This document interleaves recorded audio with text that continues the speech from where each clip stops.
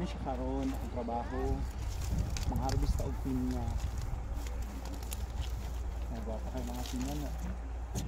Gagmay lang, pang process na siya. Ang baga pa isulod na lang ni sa lata kaya hindi na siya pwede pang fresh fruit. Ano siya ingani, muna pang fresh fruit.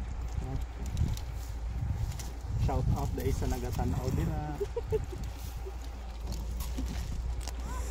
Dapat po kung mag-harvest ka, dapat ingani po di mong suto, naka-gloves ka para dili maano yung kamot, magasgas. Kung makabutas po ka, butas po. Aron dili ka mapaakan og bitin. Naghanap biyag bitin dire, ang iba nagalakaw na. Di ba? Sige na mga alusta.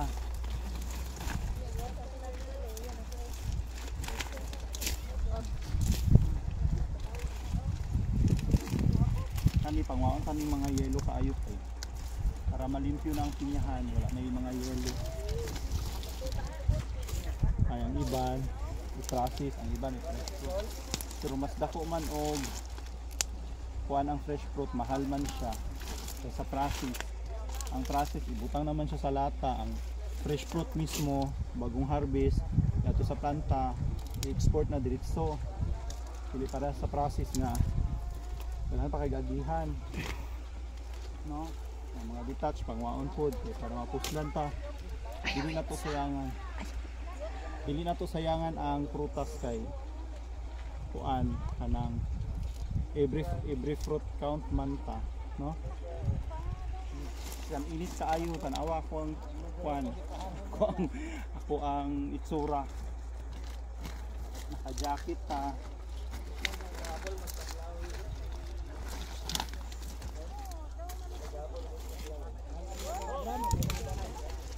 Ngani siya ang among trabaho diri ko.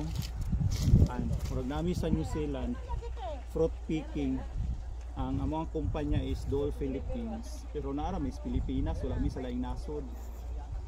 So kay tropical fruit man ang pinya, so mabuhi ra gid siya diri.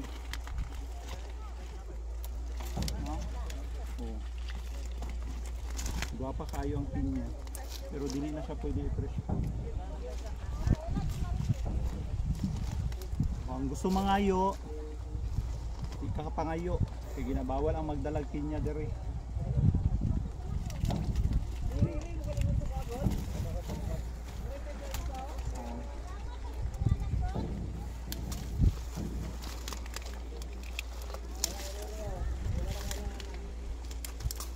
Dapat careful gid ka kung mag-harvest ka diri. Ikuan kay para dili siya ma-bruising. Bruising na. Dako kayong issue.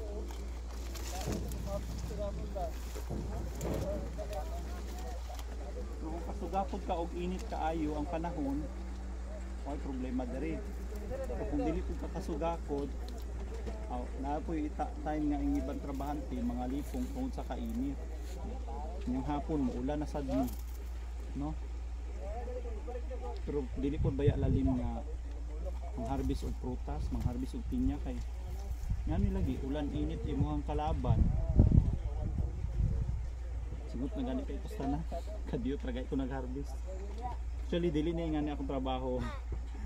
Nag-supervise ko sa ila pero wala man mi duty karon, so nagpalo na lang ako sa harvest. Manay nagbuhat ko ngani po sa init na ganito sa tanan.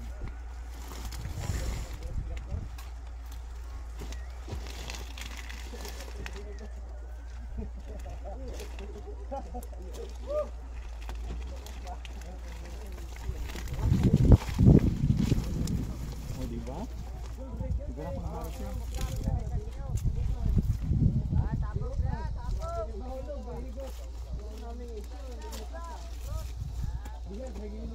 Huwag mo lang to guys. Daghang salamat. Bye!